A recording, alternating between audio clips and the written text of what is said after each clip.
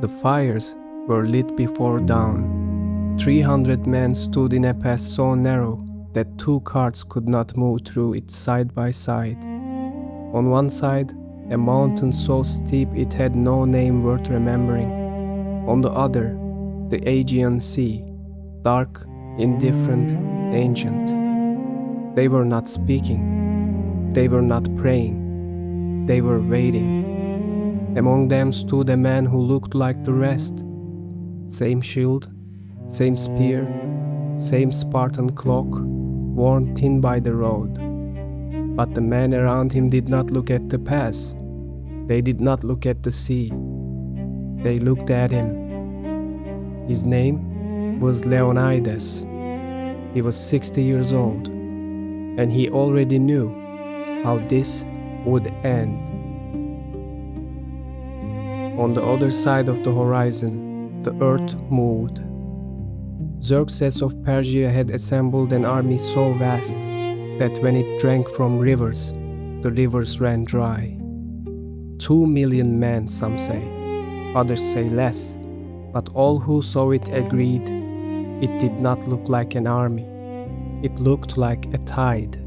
It looked like the end of something.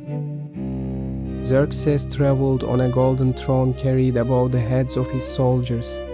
He had conquered Egypt. He had conquered Babylon. He wore divinity the way other men wore armor, as if it had always belonged to him, as if the world had been built as a gift and he was simply collecting it. He wanted Greece. He would have it by autumn, he told his generals. The hot gates were a minor inconvenience.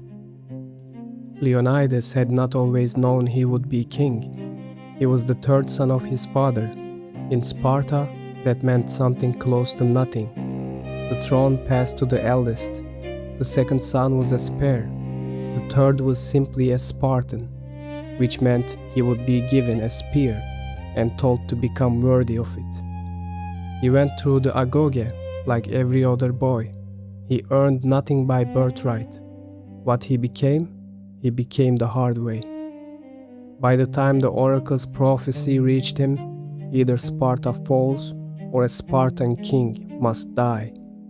He had already lived 60 years in a city that taught its children one lesson above all others. Some things are worth more than the life that holds them. He heard the prophecy. He did not flinch. He began choosing his men. To understand the man who stood at Thermopylae, you must first understand that what made them. Sparta was not a city in ordinary sense. It had no great walls, no towering monuments. A visitor from Athens might have looked at it and seen only dust and discipline. But Sparta was not built upward. It was built inward, into the man who lived there. When a Spartan boy turned 7, he was taken from his mother. No ceremony, no farewell. He was placed into the agoge, a word that means the leading away. For the next 13 years, he would not sleep in a bed. He would not eat until he was full. He would march barefoot through winter, fight older boys in the dark, and learn, above everything, that pain was not the enemy. Weakness was the enemy. Fear was the enemy. Pain was simply the weather.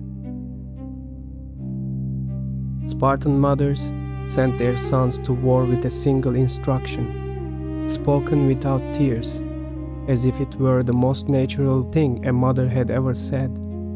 Come back with your shield, or on it. A shield abandoned meant a soldier had turned and run. A soldier carried home on his shield had died facing that came for him. There was no third option in Sparta. There never was. For 3 days, 300 men held the hot gates. Xerxes sent his finest, the immortals, 10,000 strong men who had never known defeat. They entered the pass in formation. They met the Spartans. They were pushed back. Xerxes sent them back. They were pushed back again.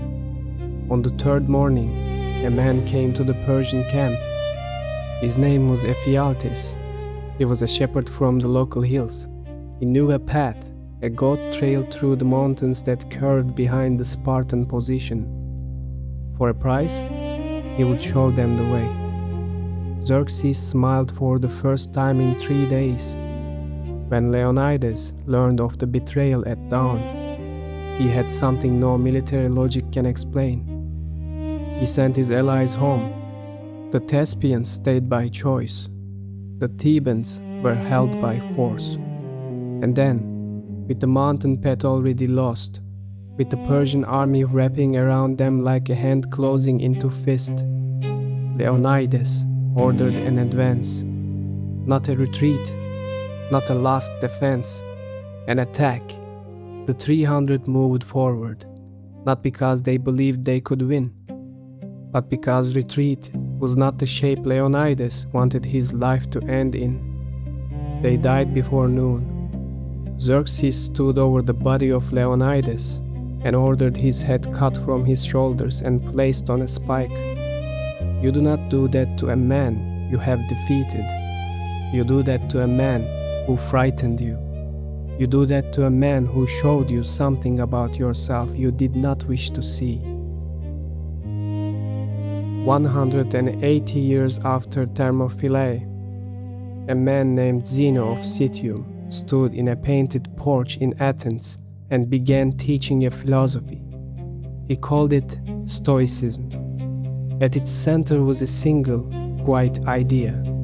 The world is divided into two kinds of things: things within your control and things beyond it. Your body, your reputation, your victory, your survival.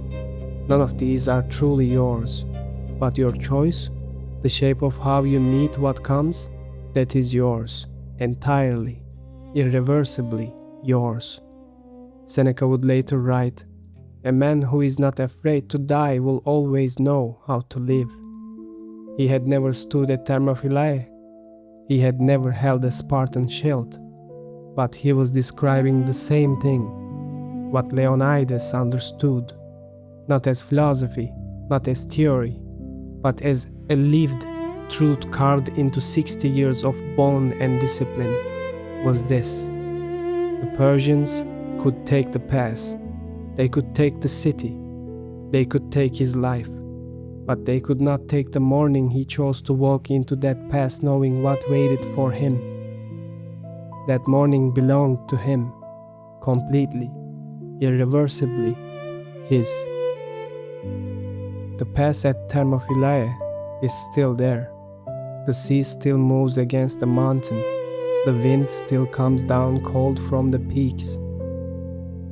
And at the entrance to the pass, a stone still stands, carved in the laconic style the Spartans were famous for. Few words, no decoration, no appeals to glory, only this: "Go tell the Spartans, stranger passing by, that here, obedient to their laws, we lie. Not we died bravely, not we gave our lives for Greece, obedient to their laws, as if dying were simply the next correct thing to do, as if freedom and obedience were not opposites, but the same word, spoken from different directions." There will come a moment in your life, perhaps it already come, when the path forward requires you to lose something: safety, comfort, the version of yourself that others recognize and approve of. In that moment, most people search for the third option, the compromise, the way to preserve both the principle and the price of abandoning it. Leonidas stood before an oracle, a Persian army, and the full weight of a civilization. He found no third option. So he walked through the gate. And in that walk, not in the glory, not in the history carved into stone centuries later, but in that single walk at dawn, through the narrow, dark, toward what he already knew was waiting. He became free. The philosophers spent centuries trying to say what he said in a single morning, that freedom is not the absence of constraint.